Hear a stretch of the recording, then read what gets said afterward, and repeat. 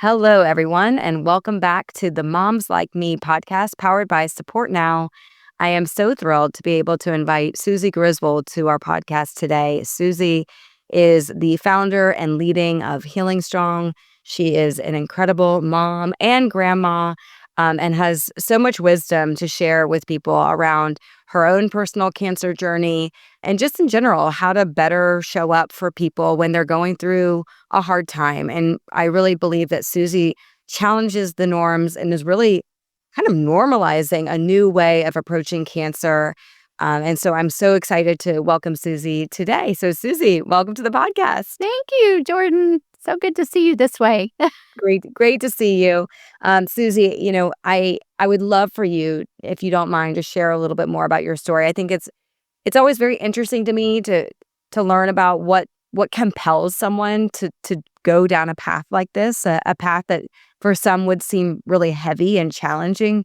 So talk to me a little bit about kind of what led you to this. Yeah. So I guess what led me to Healing Strong and really how we connected is back in 2009, I was diagnosed with my own cancer, and it was shocking, and I was full of great fear. I come from a big family, and we had 10 of our own family members who had passed away from cancer. 12 had been diagnosed, and so only 2 had survived. My dad and his sister were the only ones who had survived from cancer. So I had seen cancer for so many years be this kind of death sentence for so many of the people that I had loved and grown up with and done life with. And so when I was diagnosed in 2009, I just wanted to do everything I could do to get it out, to have the surgery, do what they recommended. I was thyroid cancer, which is super treatable cancer. And then when they did the radioactive therapy and it showed back up in my lymph nodes after, that's when things took a turn for me. And that was really when just really through much prayer, as I had no idea there was any other way than what was recommended. This was new to me, and my background was health. And but someone sent me a book, Jordan, called Knockout by Suzanne Summers. And because the book was sent by a lady I greatly respected and admired, she was the CEO of the company I worked for at the time, I know I was going to read it. And it was so eye-opening because Suzanne Summers was, sharing with the readers these different alternative approaches to healing cancer, doctors who were doing different things. And so that was really the first thing that introduced me to, wait a minute, in the mainstream, so these were physicians, in the mainstream, people were saying there was a different approach. Interestingly, years before that, I had worked with a cancer research organization that was doing some research on pancreatic cancer alternative medicine or alternative treatment for pancreatic cancer. And so that all of that kind of came rushing back to me. And there was one patient that did really well on our little protocol. And he actually did the microbiome or the macrobiotic diet, which was, what was that, right? And of course, we know now that that was just very much similar to what I ended up doing. So I did take a different approach to healing after I had done the surgery and the radioactive therapy as well. And then when it showed back up in my lymph nodes, that's when I chose a different route for healing that, was nowhere on my radar. And that is what brought me down the path of starting Healing Strong. Wow. Such a beautiful story and such a great example of how the smallest gestures can lead to these really life-changing moments. That book and certainly the experience you had with the pancreatic cancer research, I mean, those things in the moment may not feel that significant, yet it led you to this path both to save your own life and then, of course, to inspire this entirely new approach. I'm always fascinated when you look back at your life, kind of all those little moments, those little decisions you make that you don't realize at the moment how big they're going to be in terms of transforming your way of thinking and your way of of helping others. I'd love for you to share a little bit more about kind of what the definition of a holistic approach is. I think there's a lot of connotations there. So how do you describe that to people? Yeah, that's a great question because there are a lot of different definitions. I mean, well, how we approach holistic healing is we look at rebuilding the body, renewing the soul, and refreshing the spirit. And so combined, those are, that's the approach of addressing the whole person. So Suzy, this body that happened to be diagnosed with cancer, traditional or conventional medicine would say to approach the cancer, you need to do radiation or chemotherapy and surgery. That's the only three approaches to cancer right now, is some kind of a chemotherapeutic drug, radiation, or surgery. But when you approach disease differently and you look at the whole person, you look at, my emotions, my soul, let's say is our mind, our will, and our emotions.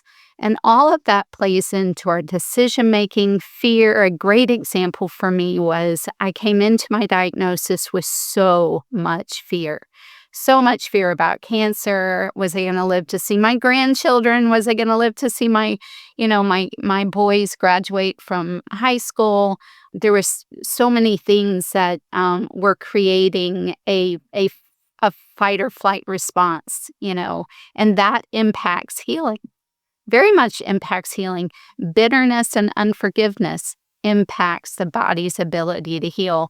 There's a doctor out there that we had at one of our conferences, and he said that every cell in our body is eavesdropping on our thoughts. That was Dr. Patrick Quillen. Great, great man who's written many books.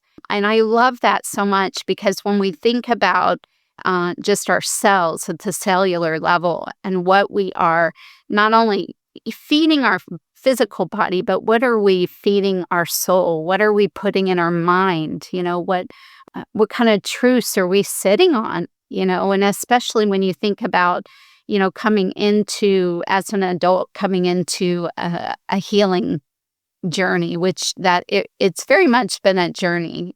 I don't think we ever arrive and say, okay, I've arrived, I've got it.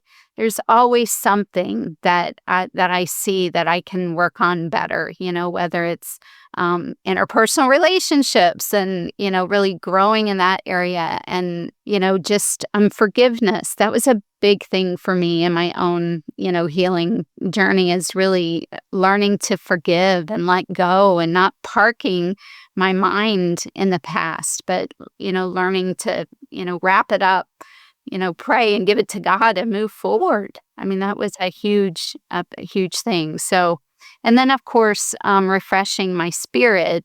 As I refresh it in God's word. So I believe his word is absolute truth. And so that's what's given me a good scale and balance of things, is really to what does his word say, and how can I redo things, whether it's in my mind or my actions, that will line up with that. So that's our approach and my own personal approach to healing. And sometimes I have to focus more on the physical, and I'm always focusing on the emotional, our soul, my soul. I'm always, looking at that.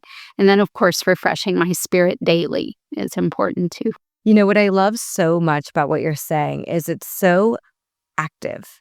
Never once when you spoke did you say, I am healed, like past tense. It's like a constant state of healing. You're in a constant state of assessing and evaluating and trying to kind of improve, or at least kind of come to light of what ways you can continue to progress, or to come to light, or to forgive. It's an ongoing process with yourself. And so I just love the active nature of the word, or the verb rather, of healing, because it is something that's ongoing. And so much that I've heard from cancer survivors is you're never the same. You're never the same. It transforms the way you look at everything. So you really are in a constant state of healing yourself, because now your life is different and you have a different appreciation, and now you want to help. It just changes everything. So I just wanted to call that out. I'd love to also kind of jump into, I know that I've heard you talk about like firmly believing that healing starts at home. Yes, Can you elaborate on that a little bit more? absolutely. That's my favorite thing to talk about because, it doesn't matter where a person is in their healing journey, if they are doing conventional treatments or integrative treatments, which is what I did. I did the surgery and I did the radiation, and then um, I didn't do the chemo, but so integrative or holistic, it doesn't matter. It's 90% of, what we're doing, the choices we make. They say that I think we make 30,000 choices a day. And so how you choose to live your day-to-day life out when you wake up in the morning, what's the first thing you do? What's the first thing you do and what's the first thing you think of? If your mind goes to, this is a good example, if your mind goes to all the list of to-dos today and begins your day with stress, then how you choose to heal might be reframing those thoughts and starting your day with gratitude. And that's taken a very active, um, uh, intentional effort for me because it doesn't just come natural. So, Mhm. it's not always natural. I wake up and I think about gratitude and what I'm grateful for, and prayerful. Sometimes I wake up and it's immediate what I have to do today, and it's a checklist in my head. But that begins the stress hormones. So so that's a choice.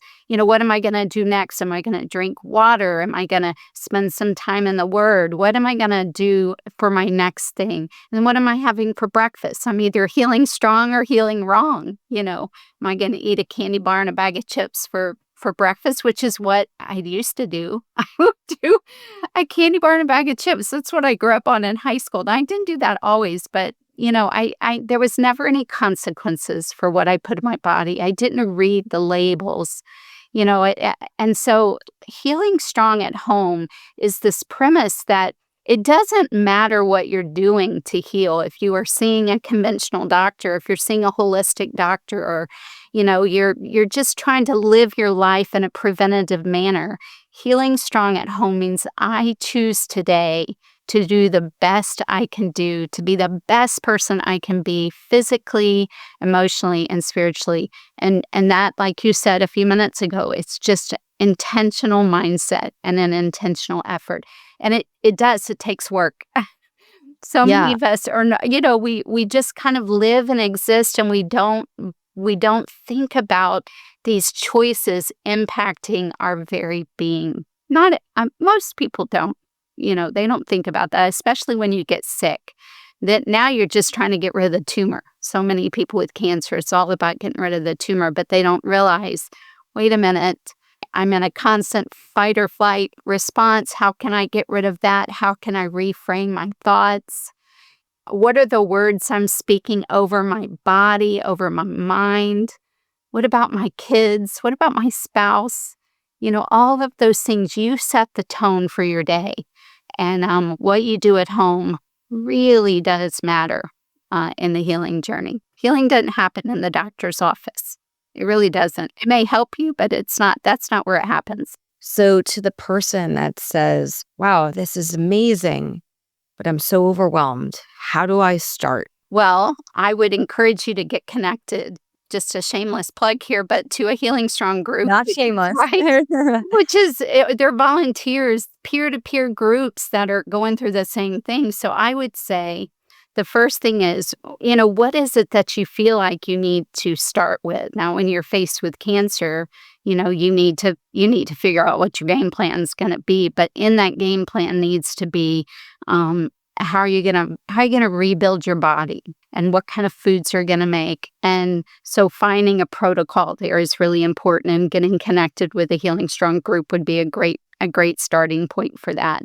And I just would begin to, God will recall. I mean, when we spend some time with him, he's so good about just bringing to light those things that we need to work on, and where we are falling short, or things that are going to make the most impact. It could be drinking more water. You probably, most people don't get enough water, so drinking 8-ounce glasses of water a day is a free and easy thing to start. Spending more time outside. Jordan, how many of us just sit behind the computer or are inside all the time when we have sunshine and grass outside and the birds singing, just the free things? Just first of all, start with the free stuff.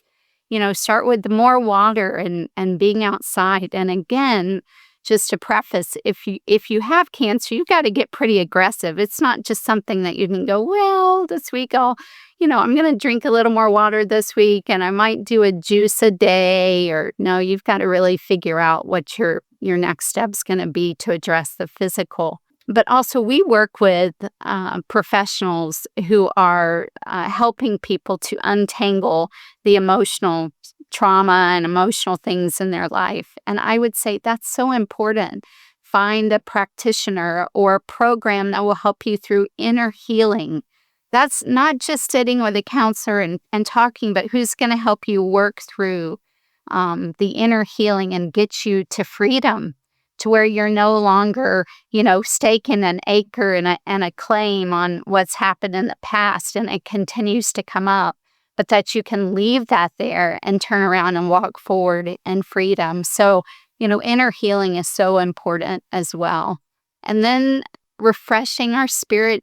God created us for a purpose and a plan, and really putting him first. And what does that look like for people? It looks different, but for me, it's really trying to find where am I in his word, and what are his promises that I can hang on to. The Psalms are a wonderful place to go, and listen to, King David has cried out to him and really hearing what has he said during his own journeys, and playing that over us. What we're hearing changes. It makes a big difference on what we believe, of God and our Heavenly Father, and what we believe about ourselves. Suzy, I'm also curious, one of the things you said when you were first starting to respond to that question is, you said shamelessly plugging. No, you're not shamelessly plugging Healing Strong. Healing Strong is amazing. We want you to proudly plug Healing Strong.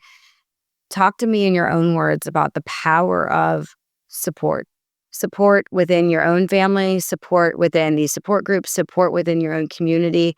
What impact in your mind does that have on, frankly, the motivation and the optimism that someone with a cancer diagnosis can now have as they kind of walk through a pretty, treacherous, unknown path? Let me start with myself. So when I chose to walk away from what was being recommended, my family thought I was crazy, nuts. Even my husband will tell the story too, that,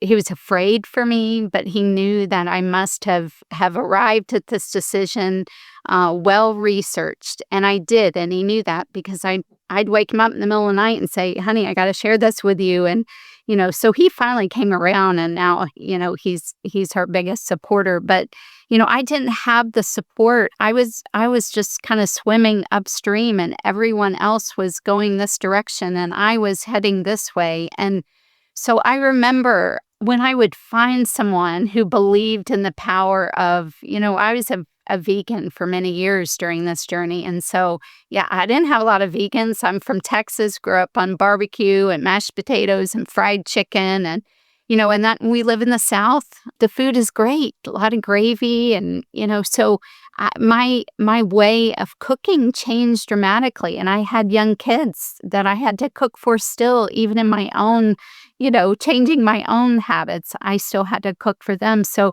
I didn't have the support. People wanted to bring me casseroles. They didn't understand that I was juicing 8 to 10 times a day organic vegetables that had to drive an hour to go get, because there weren't very many places who sold organic vegetables during that time. And Hippocrates soup, what is that? And why does it have to be all organic? And, just things like that. Coffee enemas, that was a part of my protocol. And that, people think that is absolutely crazy. But when you learn about what it is and the power of cleansing your liver, which it used to be in the Merck manual, all these things, you're like, wait a minute, there is something to this. And that's certainly where I was, but nobody else was there with me. So I didn't have the support to help me be successful at implementing, which I did, the Gerson therapy, or slightly modified version of the Gerson therapy.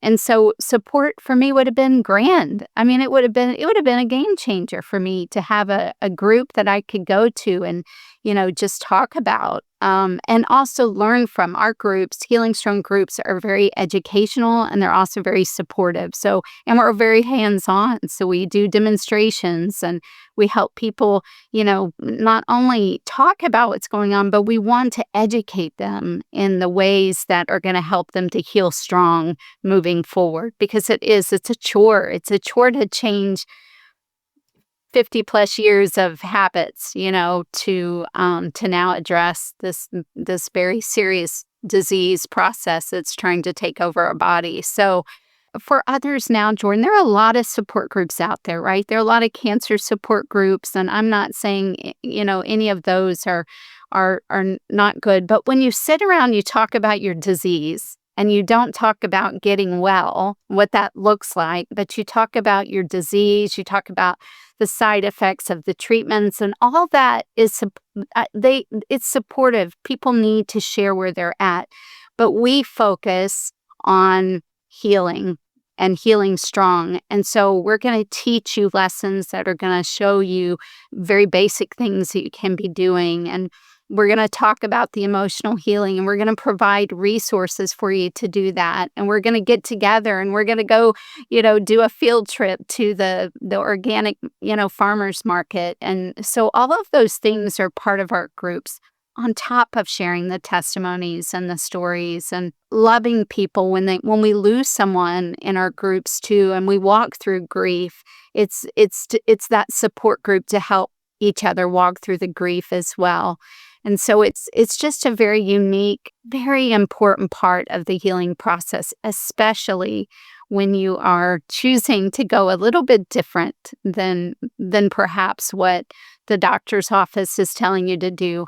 And, a good example there too is when you're doing chemo and radiation, they oftentimes will tell you to eat whatever you can get in you.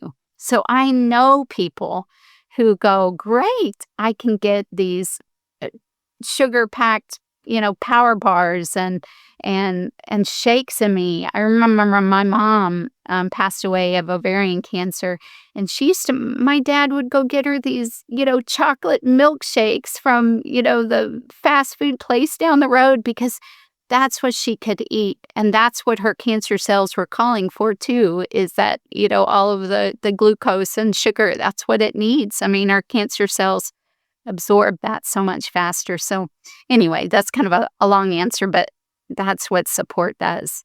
No, it's a great answer. And I'd love for you to share just a little bit more about what you've been able to successfully drive with Healing Strong. Talk to me, how many support groups are there? Where are you? How many people have been affected? I want you to brag on yourself, which I know is difficult for you, but I think it's really incredible, because I think it shows the strength of the organization, and just how, if you know someone that is on this journey, that there probably is a support group around you somewhere. There probably is. And if not, we have online groups. So that's the beauty of what happened during the pandemic is, many of our in-person groups stopped meeting and began meeting online. So while we started as an all in-person, support group, we now have groups online. But we have supported over the years. So we started in 2013, and these groups are just amazing. They're led by beautiful volunteers.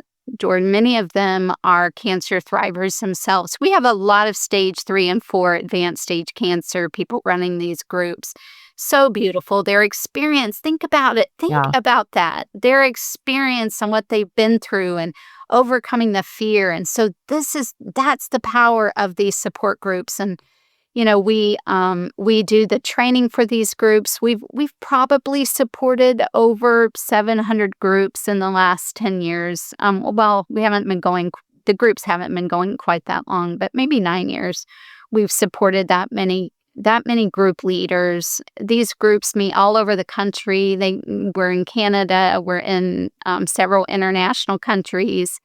And we want to provide them the curriculum structure that they need. We provide training to each of the group leaders so they are trained, well equipped. They have videos. We have countless teachings. We've partnered with experts in the field. We've done many conferences along the way and recorded those. So you don't even have to be an expert in natural healing to lead a Healing Strong group. We have the curriculum for you.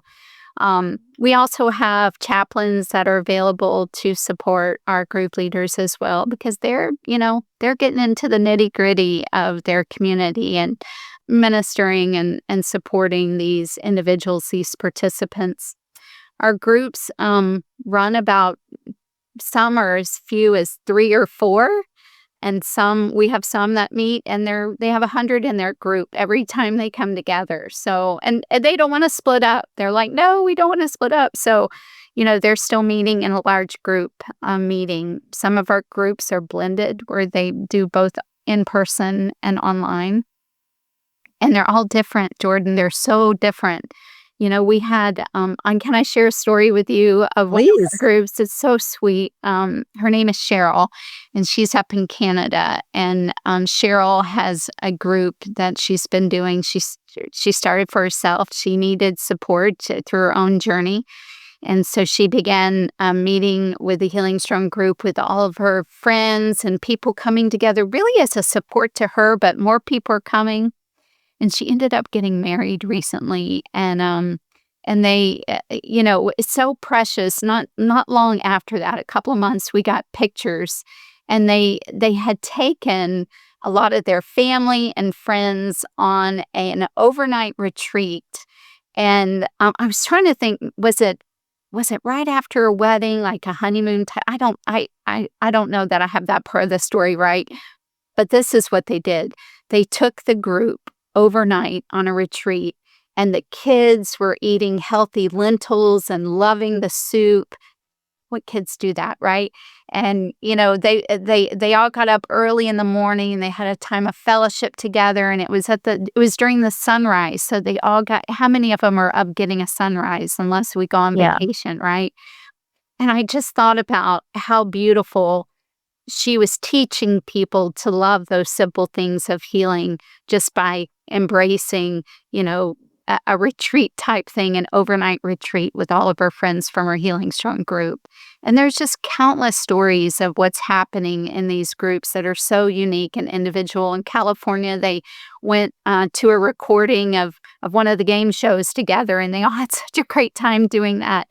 Many of them do field trips where they're out at the local farmers market, or they invite speakers to come. And, it's just a matter of wherever they are. A lot of them meet in their homes, and they just sit around and support one another and teach each other how to cook, and, showing them that it doesn't have to be that difficult, because it's intimidating when you go from the standard American diet, which is boxed and canned, to eating healthier and learning how to read the labels and what you throw out. And so it's just a beautiful group system that has just evolved over the last 12 years.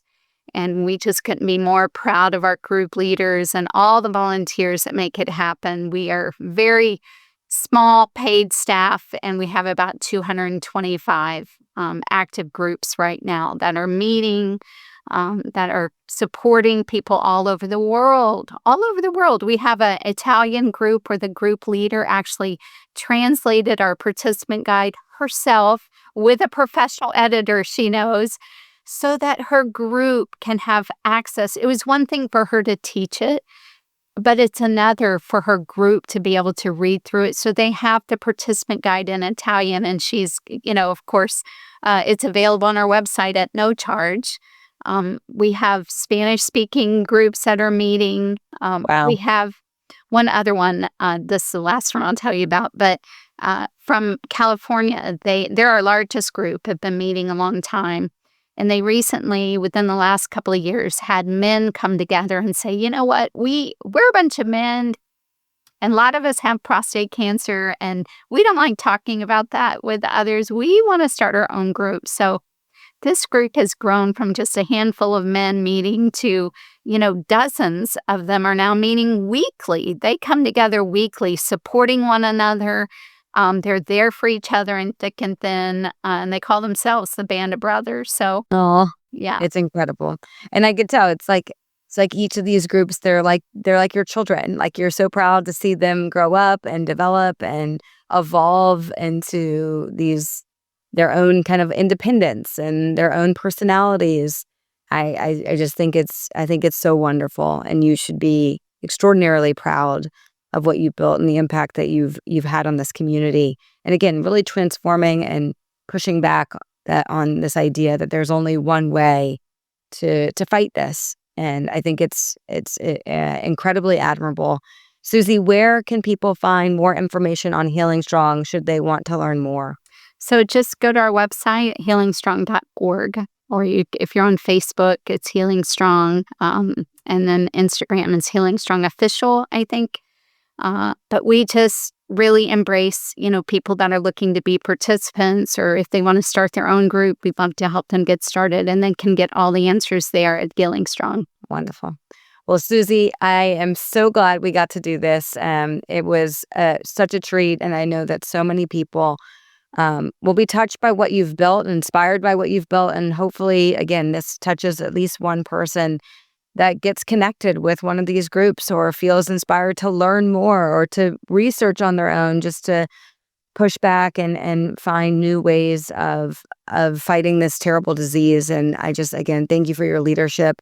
We are so grateful to be able to say that we're partners with you, and just thrilled to continue to watch our relationships mature so that your groups can get support, not just from the groups that they meet with online and in person, but also from their community, again, whether that's money, meals, volunteers, or just simply updating their community. So thank you, and many more conversations to come. Thank you so much, Jordan. So good. Thank you.